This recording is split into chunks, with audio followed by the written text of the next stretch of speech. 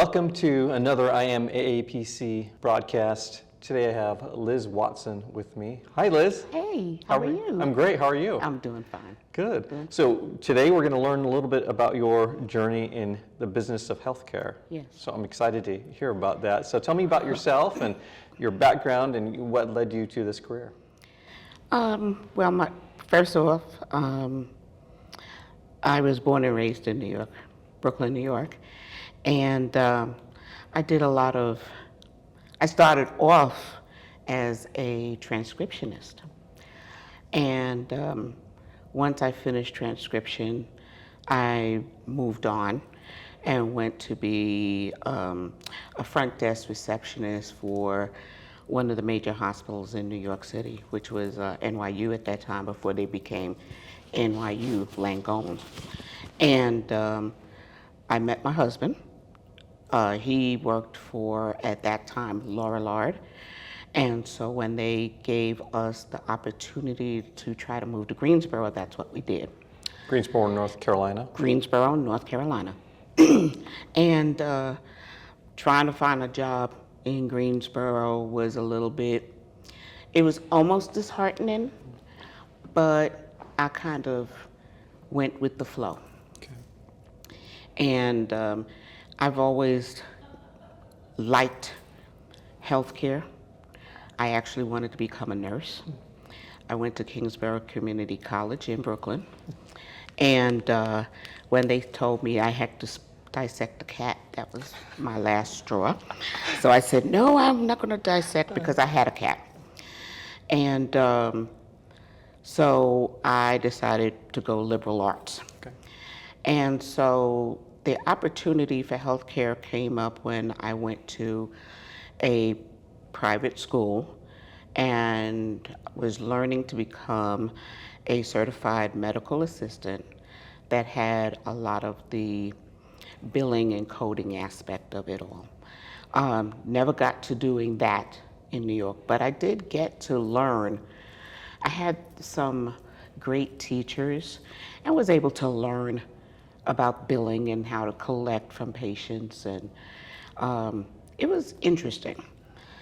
We moved down here, and then I was a collector for maybe about 6 months before the organization that I had worked for, they decided that they were going to close.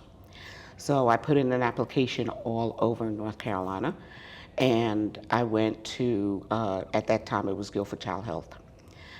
They are now known as Triad Adult and Pediatric Medicine. At this point, are you just still trying to break in?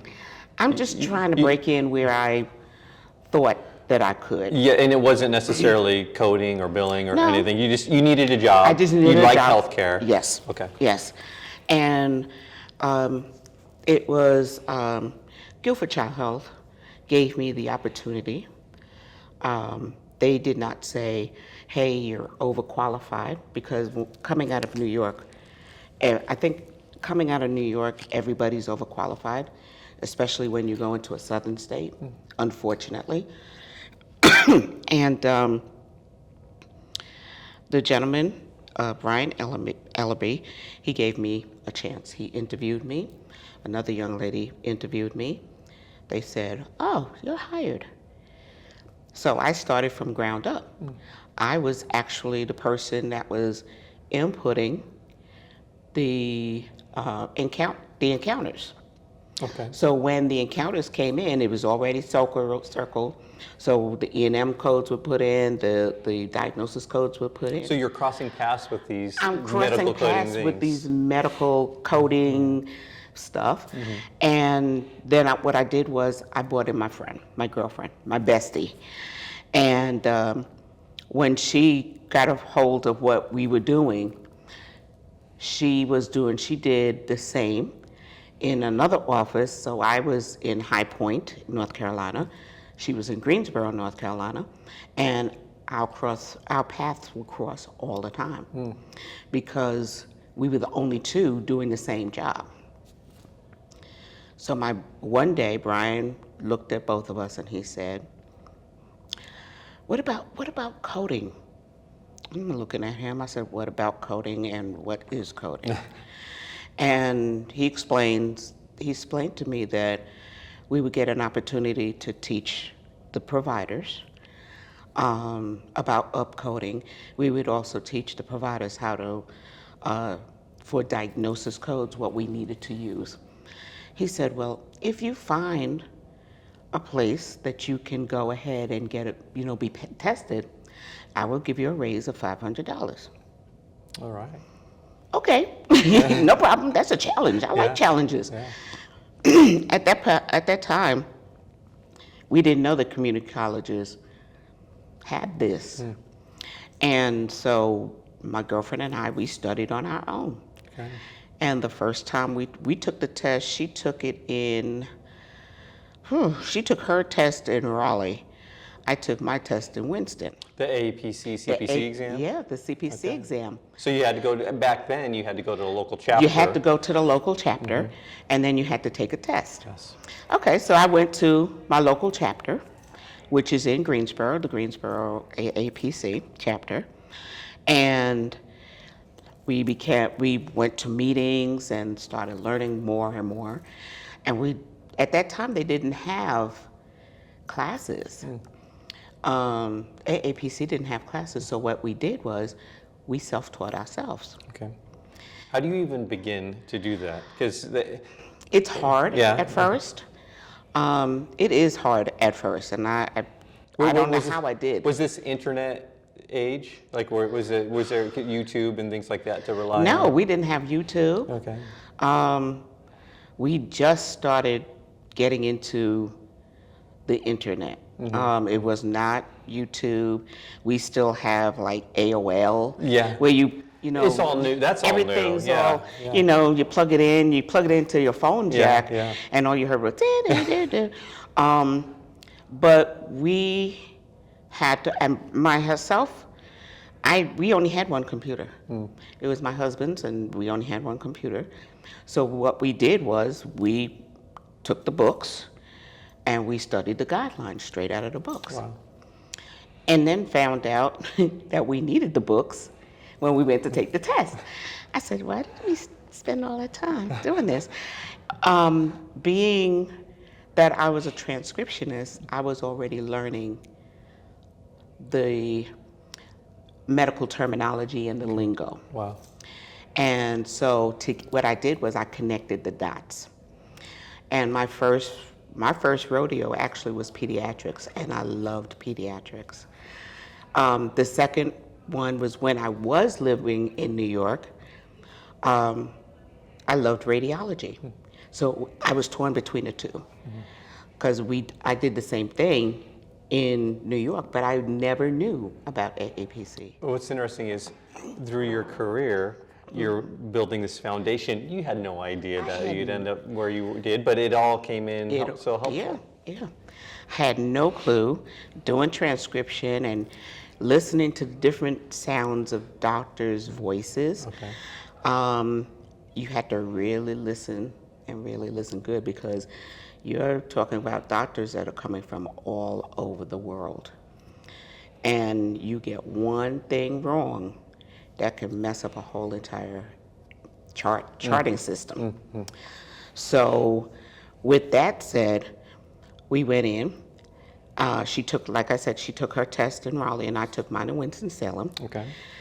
I toted those books because it was HCPCS. It was the HCPCS book. It was the ICD-9 at that time, and it was the CPT. And you couldn't take a dictionary.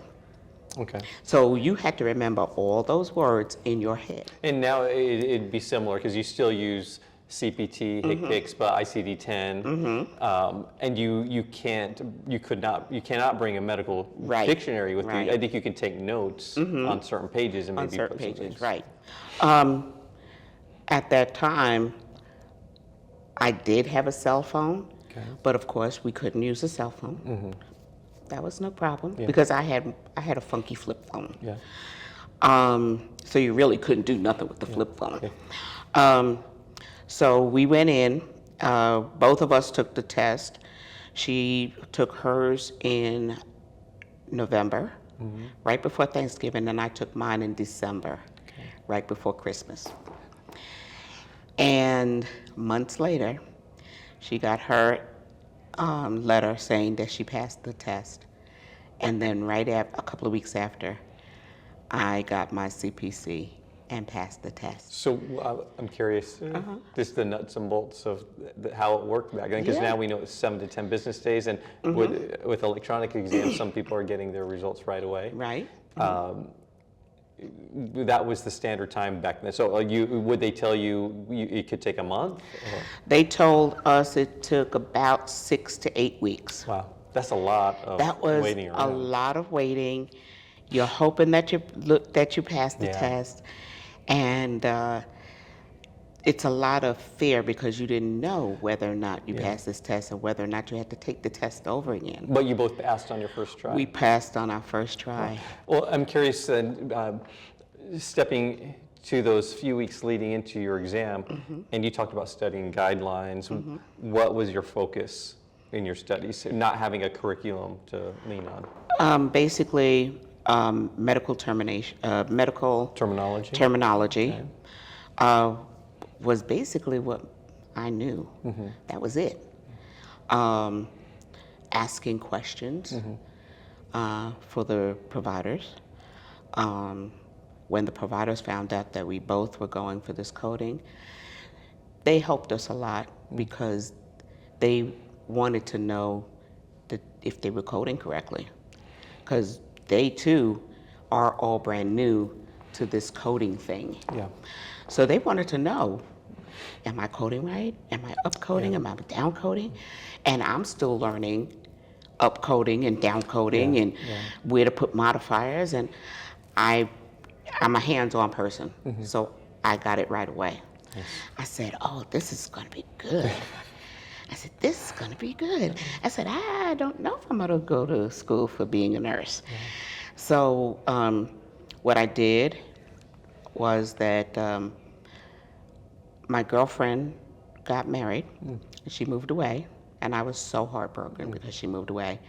And I said, well, I have to chart my own course, because it was just me and her. Me, her, my husband, her sister, we have to chart our own courses. And she did, and she got married, and her child, was just graduated from high school. And she went off to Florida, and I stayed in Greensboro. Wow. So I had to chart my own course, and that's what I did. And I started off in pediatrics, went to family practice. Okay. And I stayed in family practice / pediatrics. Okay, and even to this day? Even to this day. So are you a pure coder now, or have you? I am a pure coder now. Okay. No A on my, at that point they didn't even had an A. Okay. They didn't even have that. They didn't have a CPC-A. So now I am strictly CPC. And I was trying to get my CCS, but I missed it by about 4 points. Oh, darn. And I said, well, you know what? Maybe it wasn't meant to be. And let me see what other courses I can do. And I decided, I was determined. I got my associate's degree in medical office administration. Congratulations, it's amazing. And so I got that, and I got it at a time, it was 2008. Okay. My uncle, one of my favorite uncles, he had passed away right after I graduated. He wanted to see me graduate. He wanted to see me walk the stage with my cap and gown. That's amazing. And so I did that, and now I want to go back and get my bachelor's in medical information technology. Okay. Well, that's the next step. That's my next step. Okay. I need to get my bachelor's. All right. Have you registered for any classes, or what's the plan there? The plan is I want to go to North Carolina Agricultural and Technical College, which is Aggie Pride. So I want to do that, and so I can get my other 2 years for my bachelor. And right now, what I have done was I've taken the CPB course, which is a Certified Professional Biller course. I have done that, and I'm hoping, God willing, and the creek doesn't rise, that either September or October, I'll take my test for CPP. I love it.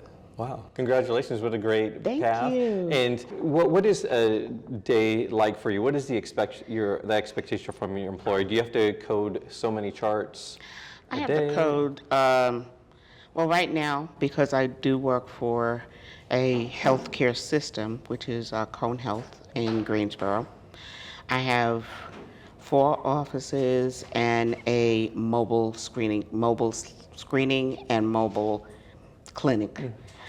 What I do is I code. They didn't put a time on me. I just have to code. Right now, some days it varies. I can code up to about 40 to 45 cases a day. Okay. Some of those cases are very complex. Sometimes I really do have to read the notes. Okay. Some people say, "Oh, you don't have to read a note." I said, I said, I go by the integrity of how the AAPC taught us. Yes. I have to read, that's the way I was trained. Yeah. I said, and I told them I have to read the notes. I have to know why the patient came in. After finding out why the patient came in, I need to know what their diagnosis code is. And once I find out what their diagnosis code is, I got to make sure that it's the right diagnosis code. Yes. So my training and my schooling and me being in the military kind of helped. How so? I was in the military. I was a military reservist, and in the reserves, when you went into boot camp, you have to learn time management, and that was one of the things that kind of helped me with it. As I'm getting older, my time management skills aren't the greatest, but I keep looking back and saying, you know what, I'm just going to look at what AAPC has, and I will get on that time management bandwagon, and we'll up that time, and we'll do maybe 50, 60. Okay. You know, everything is a step. It's not to rush into anything, because if you rush, you're going to make some mistakes. Yeah, yeah. Where do you want to be, or are you there now? And I guess rolled into that is what is the end plan with that bachelor's degree? The end plan with the bachelor's degree, I'm not there yet. Okay. My husband keeps looking at me and he says, "Are you going to be a forever student?" My mom says, "Oh, you should have had this a long time ago." And my mother also tells me, "Well, your uncle told you to get into billing a long time ago. You would have had your own office and everything." My long-term goals is to be my own boss, with my own billing and coding office. Yeah. Per se. This way I can get clients, the clients being the doctors. Yes. Not particularly in a hospital setting. Okay. I call them the mom and pops. Okay. Individual providers doing their own thing. doing their own thing. Yeah, you're supporting them, helping them maximize the revenue. Right, trying to get the revenue. Yes. And so that's my long-term goal. Okay. And I'm really hoping that I can get there.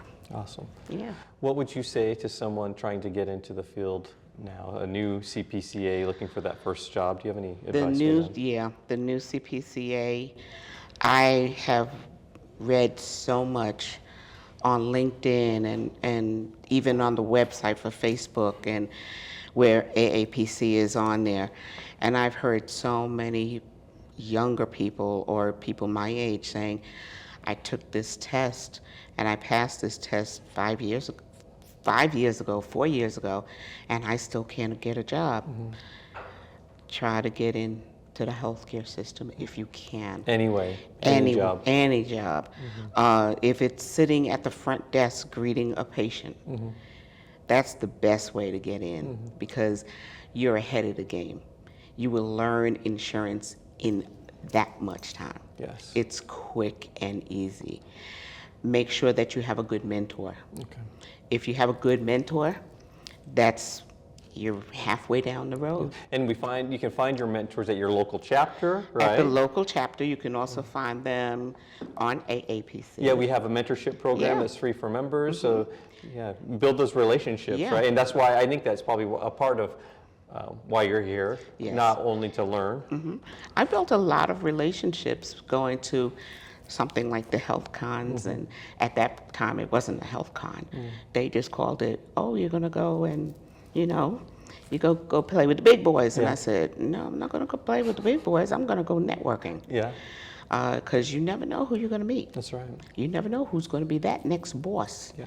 You never know if you're gonna be that next boss. Yes. So this is the road that I went, and this is the chapter of my life. I love it. And I'm hoping to be very, very successful. How has AAPC helped you in your career? Oh, boy. AAPC helped me in my career by definitely going to the meetings, the chapter meetings. I not only attend I'm in a local chapter as a local chapter officer, but I can go all over North Carolina to different different chapters and sit there and listen. Pandemic had us kind of like, oh, we got to, look at the computer system. Yeah. But I still go on Zoom or if not Zoom, Teams, and we do our meetings. Not only do we do our chapter meeting, I go to the Raleigh chapter meetings, I go to the Winston-Salem chapter meetings, High Point chapter meetings. If it's not in person, I'll do it right there on Zoom. Well, why do you go to all of these other chapter meetings? Because it's a networking. Okay. It's great to network. You never know where your next job is going to be. That's right. That's right. You never know. And I think when I decided to go networking, it took a while before I actually got to the healthcare system that I'm at now. But now I appreciate it because the woman that is the boss over all of us, over the whole healthcare system, she was a OBGYN doctor. Wow. And now she's the CEO of the healthcare system. Yeah. And that is so great to see a woman doing something in a man's world. Yes. Yeah. Right now, we don't have that many men in coding. We really don't. In North Carolina, if we do, we might have a handful, but we definitely have a lot of women. Well, we are here at HealthCon in Philadelphia, 2024, our regional conference, and this is typical for our conferences. We see a handful of men amongst a sea of women, which is fine, and I love it. I love to talk to them and get their perspective on what led them to the industry, so it's a lot of fun. It is. And so I just met a group of folks just sitting down at lunch, networking. Good. And they work for a surgical center. Well, they work for one of the places they told me was CHOP, which I have no clue what the acronym is. And another gentleman said that he works for Penn. So I think I know which one that is. Okay. And so just listening to them and getting the, how did you pay for your conference? Did your company pay for it? And I'm like, no, I've always paid for my conferences, except for the years that I was with the pediatric practice. They've paid everything for my conferences. That's amazing. They even paid for our books. I paid for everything. My books, I was paying for my uniforms. I paid for my conference.